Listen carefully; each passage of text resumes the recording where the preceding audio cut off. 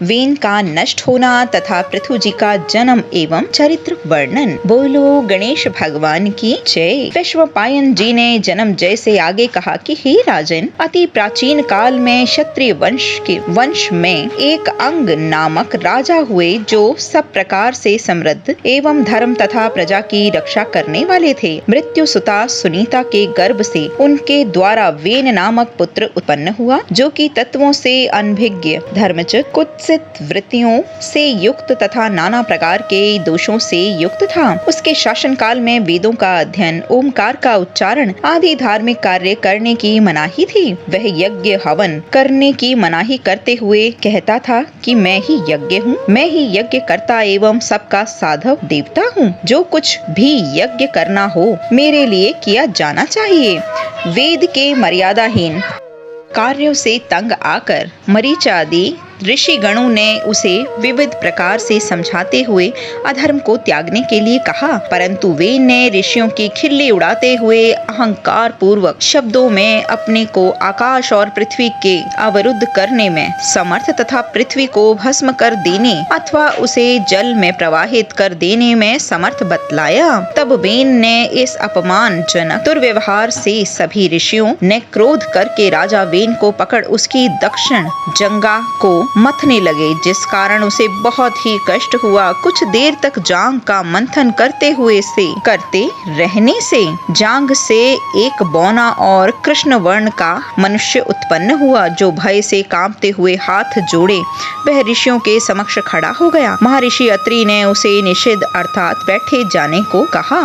इस निषिद्ध शब्द से कारण ही वह पुरुष निषाद वंश का कर्ता बना और उसी के द्वारा धीवर जाति की उत्पत्ति हुई। इसी के द्वारा ही तुषार और अधार्मिक एवं असभ्य जातियां उत्पन्न होकर विंध्य पर्वत पर निवास करने लगी। क्रोधित ऋषिगण अब राजा वेन की दाहिनी भुजा का मंथन करने लगे। उससे अग्नि के समान तेज वाला प्रजा की रक्षा हेतु धनुष, बाण व कवच धारण किए हुए मनुष्य उत्पन्न हुआ, जिसका नाम पृथु पड़ा। राजा वेन स्वर्ग को सिधार गया। महात्मा पृथु के कारण ही राजा वेन नरक का भोगी बनने से बच गया। सभी देवताओं ने लोक पितामह ब्रह्मा तथा अन्य सभी देवगण, प्रजाजन समूह व अन्य सभी प्राणियों ने वहां उपस्थित होकर तेजस्वी राजा पृथु को प्रजा के पालन पोषण हेतु राज्य पद पर अभिषेक किया। राजा पृथु के राज्य में सभी प्रजा व प्राणी सर्व प्रकार से सुखी जीवन यापन कर रहे थे। पृथ्वी जोते जाए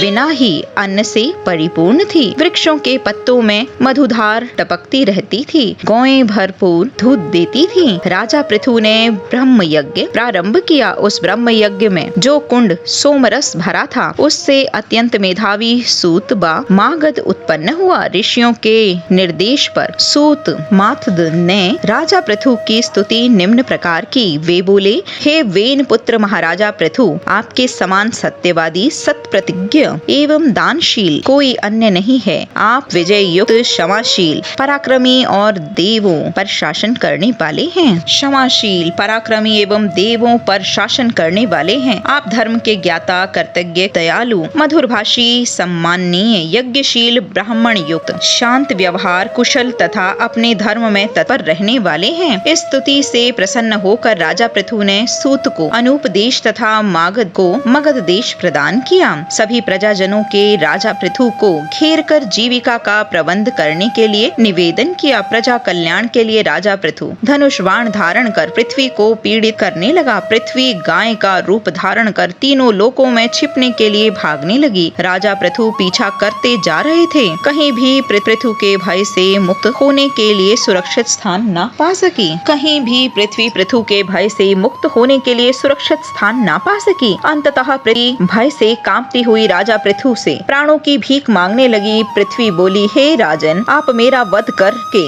अपनी प्रजा की रक्षा में समर्थ नहीं होंगे। केवल आपके हाथ में पश्चाताप के सिवा कुछ अन्य प्राप्त नहीं होगा। अतएव अपने क्रोध को शांत करें। पशु पक्षी योनि वाली स्त्री का वध कर आप अपने धर्म का त्याग न करें। राजा पृथु पृथ्वी से बोले, हे वसुंधरे, सुनो, जो मनुष्य अपने या दूसरों की भलाई के लिए एक या अनेकों जीवों को मारता है वह पापी होता है, परंतु किसी एक को मारने से बहुत लोगों को लाभ होता है तो उसे मारने में पाप नहीं लगता।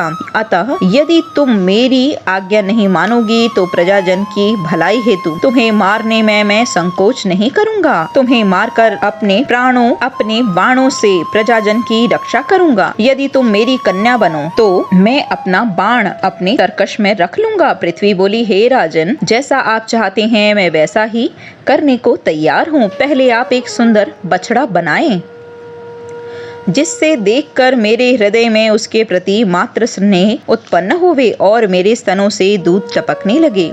फिर मुझे समतल करें और जिससे कि मेरे स्तन से गिरा हुआ दूध सभी दिशाओं के समान रूप से फैल सके। पृथ्वी के तल को समतल करने के लिए पृथु ने अपने धनुष से अग्रभाग से पर्वतों को उठाकर ऊपर नीचे रखकर समतल कर दिया। पर्वत अत्यंत ऊंचे हो गए। इससे पूर्व पृथ्वी पर ना कोई नगर था न गांव था, एवं गौरक्षा, कृषि, वाणिज्य, मार्ग, सत्य, मिथ्या, लोभ और मात्सर्व कुछ भी नहीं था। पृथ्वी के परामर्श से प्रभु ने मनु को बछड़ा बनाकर स्वयं ही पृथ्वी के अत्र रूप दूध का दोहन किया। तभी से प्रजाजन अत्र के द्वारा जीवन यापन करती है। ऋषियों के अंगिरा पुत्र बृहस्पति को दुग्धा और चंद्रमा को बछड़ा बनाकर चारों वेद रूपी पात्र में तप रूप शाश्वत ब्रह्म दूध को प्राप्त किया। देवताओं ने सूर्य को दुग्धा और इंद्र को बछड़ा बनाकर जीवन का रूप यज्ञ हरि स्वरूप दुग्ध का दोहन किया। नागों ने तक्षक को बछड़ा एवं ऐरावत तथा धृतराष्ट्र को दुग्धा बनाकर पृथ्वी पात्र में विषय रूपी दूध को दोहा। असुरों ने पृथ्वी को दोहन करके माया रूपी दूध को प्राप्त किया, जिसके कारण असुरगण मायावी तथा अत्यंत पराक्रमी होकर जीवन यापन करते हैं। इसके पश्चात यज्ञों ने पृथ्वी का दोहन करके अविनाशी दूध का दोहन किया। राक्षसों और पिशाचों ने मृतकों के कपाल में रुधिर का दोहन किया। गंधर्वों और अप्सराओं ने पदपात्र रूपी पात्र में अत्यंत पवित्र गंध द्रव्य रूपी दूध का दोहन किया। पर्वतों ने शिला को पात्र, हिमालय को बछड़ा तथा सुमेरु को दोग्धा बनाकर नाना प्रकार के रत्नों एवं औषधि को प्राप्त किया। वृक्षों ने भी पलाश पत्रों से पृथ्वी का दोहन कर पृथ्वी से छिन्न दुग्धाखुर रूपी दूध को प्राप्त किया, जो कि पृथ्वी के समान ही अत्यंत पवित्र एवं पोषक है। इस प्रकार राजा पृथु के प्रभाव से पृथ्वी अन्न और बहुमूल्य चीजें उत्पन्न करने लगी और उस पर नगरों व राज्य की भी स्थापना हुई। पृथ्वी को राजा पृथु द्वारा अपनी कन्या मान लिए जाने के कारण ही इसका नाम पृथ्वी पड़ा। बोलो लक्ष्मी नारायण भगवान की जय।